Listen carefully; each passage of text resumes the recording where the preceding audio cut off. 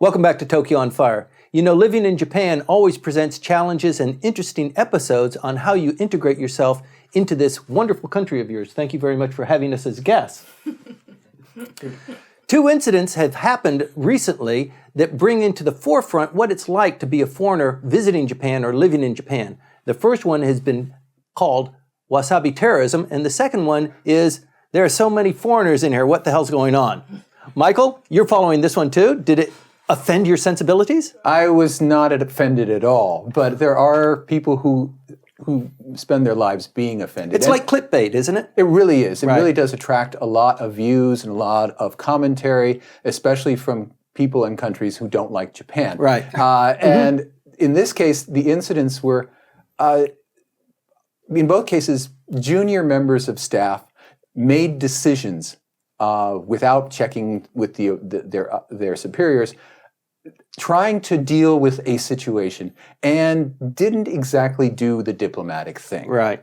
And I'm wondering if this story is only popular in the English language press and the Japanese press is not covering it. Are you familiar with what we're talking about, Dr. Nagahisa? No, not at all. Okay. yeah, He's operating at a much higher level. No, of course, but it's kind of hit the web and Than people are talking overuse about of wasabi. an overuse of wasabi in Osaka. Yeah, So both of these are Osaka stories. Right, they're both Osaka stories. And in fact, in the reporting on NHK was that now Korean travel agencies and the Korean, not the embassy here in Tokyo, but the consulate in Osaka is warning Korean They are up in visitors arms. that Japan, there are some tensions. There's a wasabi 38th parallel discussion going on. But in this case, a restaurant which serves sushi, and sushi normally for adults has a spice called wasabi in it.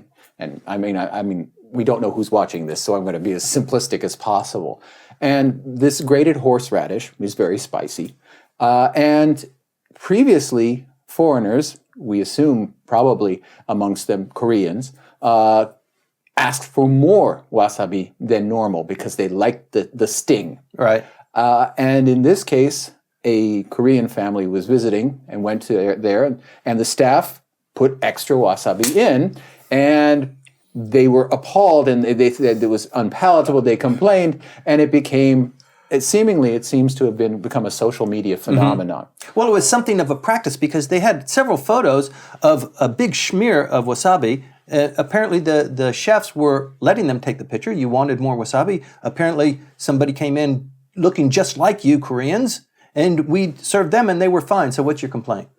Right. But the other issue, okay, then it brings up the other, and which is a little bit more disturbing, Nankai train incident, where a train that is heading toward the airport, and therefore, because it's a train that feeds into the airport, there are going to be a lot of travelers on it, and it makes sense to travel by train rather than by bus or by car here in Japan, so that even here in Tokyo, the trains that head toward Narita, they've put on many express trains and new express lines all the time to take in this volume of people who have ostensibly bigger and bigger bags.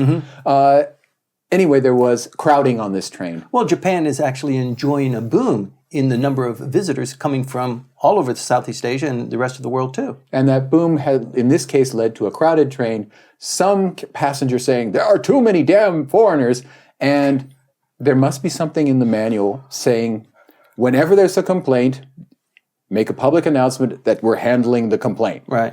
And the train conductor said, I mean, I could see Doctor laughing over there. What the train conductor, you've read the article in both English and Japanese. What did the train conductor tell us? Oh. Well, yeah, I read it just now, and I feel that I had that same feeling in when I travel in Kyoto, for example. I often go to Kyoto, and I'm for business, just business. And when I get out, after just getting off the train, Shinkansen, then I cannot walk straight. You know? So many foreigners, travelers, tourists. I say the same thing. So many foreigners when I get off the train in Kyoto. I'm exactly feeling the same. It's really hard to take a hotel. No, it's hard to make a reservation in Kyoto. Yeah. That's right. Right. So, well, it's okay. Well, for our economic promotion, we try to open the country for many other countries, right? So, but, well, we have a very good influence for the economic influence. Well, it's good, but in our life, but it's a really sort of a problem we have. And Japan They've been wants very to successful. double the number by 2020 to over 40 million. It doesn't have the carrying capacity because we were talking about the conductor announcing that they were on their way to Kansai International Airport, Osaka. So the foreigners who come here really congregate in Kyoto, Tokyo, Osaka. They're not going out into the hinterland of Japan. And this is only going to get worse. I couldn't even get a hotel for my university in Kyoto this week because it's high season for the foreign tourists. And yes, they welcome it, but be careful what you ask for because you're going to have this pushback in incidents like this. And it was really unfortunate. There is that clickbait aspect to it because Japan is so admired around the world, but there's also this love of kind of the weird and wacky stories coming out of Japan. So we're always going to have that along with the beautiful travel stories. Well, the story seems to be what the conductor said over the loudspeaker. And I think the real subtext here is the other passenger who said in a very loud voice so that everybody could hear how displeased he was with all these foreigners around. And so there probably is a point beyond which people, normal, polite people will say, you know, I've had enough. This is, you know, you're invading my space and you're buying all the things from the store and you've got all these packages and you're going back to China. So I think the remark was actually with regard to Chinese who are suffering from a little bit of a bad reputation here in Japan. But, you know, Tim, the report came to light because a Japanese passenger went to the station to report it and said, I'm not sure how you might handle this. So there was concern on her part that maybe that was not the appropriate thing to say. So it's interesting on both ends. Yeah, and the message that the conductor said was, the differentiation was there. There are lots of foreigners, and this is causing crowding in the train. For you passengers who are of Japanese descent, I apologize for the situation. Right. I mean, that is going to cause trouble internationally, and it's true. The government has two problems here. One is that it really does need to encourage tourism. Tourism has always been underplayed as a source of growth and a source of economic vitality.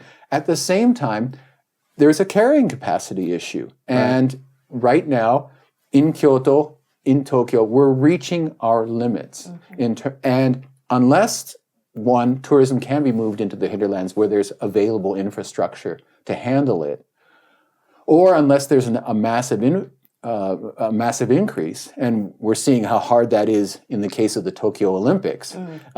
Getting things on board for that has been disastrous. And, of course, special interests here. Airbnb is trying to bring an international standard of having minpaku, having private homes as places to stay.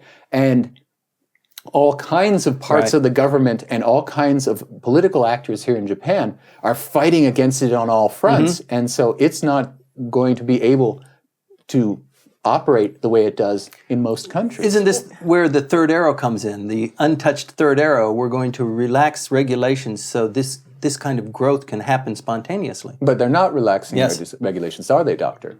Well, I don't know exactly, but they are trying to relaxing. I mean, they change the regulation of the hoteling or that kind of things, right? So. You know, you mentioned Airbnb just last week. I have all these personal accounts, but one of my Chinese graduate student friends from Tsinghua, he was visiting Kyoto and he rented a very formal kimono for the day. He was using Airbnb and it was a lovely experience, but he said that there is this cross-cultural dimension to working with the landlord because he had to spend a lot of time going through the contract. The biggest part of it was how to separate the trash. Oh, yes. And it was so fascinating to him. It actually turned into a very positive experience because he said, I'm learning so much. I'm getting this deep immersion into Japanese culture through this experience. And I think there's a wonderful opportunity. He said it would be a great study. I thought so too, to look at this back and forth, because he is so details oriented. And he said, I feel as if I'm representing my country, China. And so I want to do everything perfectly. Well, I think the same thing happened in, say, 30, 40 years ago. Japanese tourists went to Paris, for example, or New York, or some other part of the world. Then they felt, I mean, they mean the those who living in those countries feel that, oh, Japanese, wow, so their behavior not so good, or that kind of things. You know? Well, similar things happening in Japan now, and also Japanese people are not familiar with the tourists from other countries. This is the basic. There is such kind of base in this program, and also I feel that tourism is now going to be two different parts. For example, in Kyoto, this part is just for foreigners, or some tourists from other part of the Japan. Well, this is the usual Kyoto, but for some people who are very special, who know the real authentic Japan or Kyoto, then they try to go to the place or restaurants. Those people do not know. So I think this is another way to enjoy the new Japan or new Japanese culture. So. You know, the two most popular tourist destinations are the fish market in Tsukiji and Kyoto. Yeah. And the fish market will be disappearing as a tourist location or as a highlighted tourist location, but Kyoto is always there. Can you imagine what it would be like if the number of tourists, the influx of tourists to Kyoto doubled within the next couple of years? How that would impact what's going on in Kyoto?